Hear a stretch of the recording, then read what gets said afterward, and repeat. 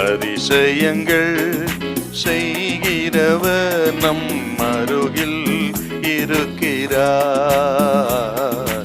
அற்புதங்கள் செய்கிறவர் என்றும் நமக்குள் வசிக்கிறார். யோவேல் 2ஆம் அதிகாரம் 12-13. ஆதலால் நீங்கள் இப்பொழுதே உபவாசத்தோடும் அழுகையோடும் புலம்பலோடும் உங்கள் முழு இருதயத்தோடும் என்னிடத்தில் திரும்புங்கள் என்று கர்த்தர் சொல்லுகிறார். நீங்கள் உங்கள் வஸ்திரங்களை அல்ல, உங்கள் இருதயங்களை கிழித்து உங்கள் தேவனாகிய கர்த்தரிடத்தில் திரும்புங்கள். அவர் இரக்கமும் மன உருக்கமும் நீடிய சாந்தமும் மிகுந்த கிருபையும் உள்ளவர். அவர் தீங்குக்கு மனஸ்தாபப்படுகிறவருமாய் இருக்கிறார். மனம் திரும்பும்படி அழைக்கிறார். ஏன்? வெட்டுக்கிளிகள் படையெடுத்து வந்து எல்லாவற்றையும் அடித்து போட்டது.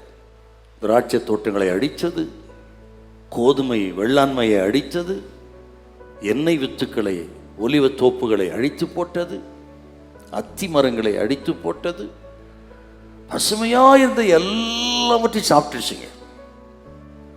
ஆகவே எங்கெல்லாம் பாதிப்பு இருக்குதுன்னு சொல்லி அவங்கள கூப்பிடுறாருங்க மனம் திரும்புறதுக்கு. அதான் இந்த 1ஆம் அதிகாரம். நீங்கள் 11வது வசனம். பயிரிடும் குடியில் விவசாயிகளே மனம் திரும்புப்பா, மனம் திரும்பி அழுது புலம்பு, உபவாசம் பண்ணு. ஏன்? உன் வெள்ளாண்மை சேதப்படுத்தப்பட்டு விட்டது. திராட்சை ரசம் போயிருச்சு, கோதுமை போயிருச்சு, வார்கோதுமை போயிருச்சு, எண்ணெய் வித்துக்கள் போய்விட்டது. இன்னும் இப்படி இருக்கிறியப்பா.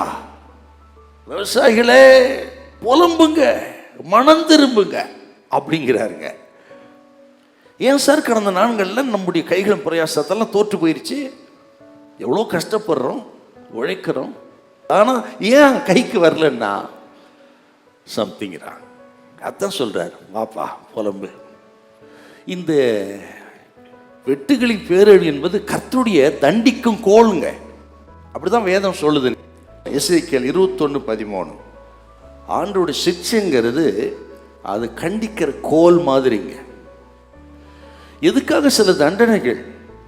ஏன் இருக்கிறதெல்லாம் போயிடுச்சு, ஏன் தலைகீழாயிருது, எதனால என்று சொன்னால் இது நாம் மனம் திரும்ப பண்ணுவதற்கு, உணர்வடைய பண்ணுவதற்கு ஆண்டவருடைய கண்டிக்கிற கோலா இருக்கிறது.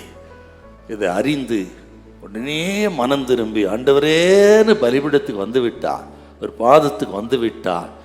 கர்த்தர் இன்னைக்கு சொல்லுகிறார், வீணாய் போன ஆசீர்வாதங்களை இந்த மாதத்திலே கர்த்தர் திருப்புமா. கர்த்தர் சொல்றாருங்க, இன்னைக்கு மனம் திரும்பிவிட்டால் இழந்து போன எல்லாவற்றையும் கர்த்தர் நமக்கு தருவார். ஹல்லேலூயா.